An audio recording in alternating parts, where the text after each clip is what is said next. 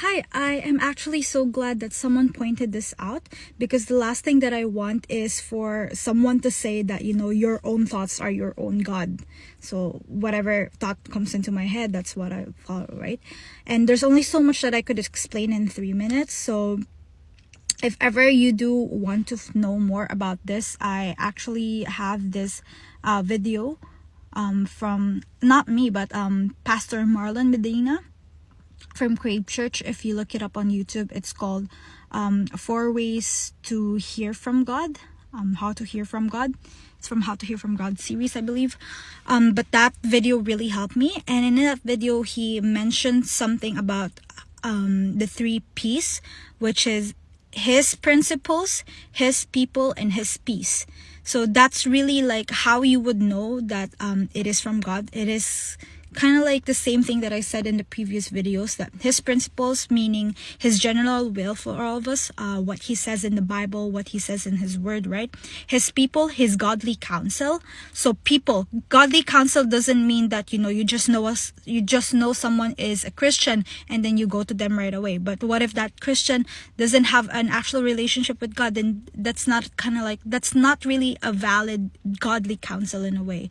Because you could say the weirdest things to this type of people, but he wouldn't know if that is actually right too, because he is still also considered kind of like a baby Christian. He doesn't know the character of God fully too well to know if it is indeed from God, right? And the last P is his peace. This is very important, because you might have this thought or this feeling that sounds and feels very, very good to your heart. You feel like, oh, it is the writing, oh, it is God's. But at the end of the day, once you actually think about it, you have this uneasy feeling with you.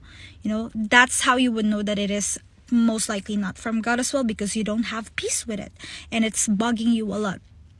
And yeah, really be careful, because thoughts in our head, it comes from 3 sources most of the time. So most of the time it's from ourselves. Sometimes it's from God. But the last thing is very careful, because sometimes it could be from the enemy too.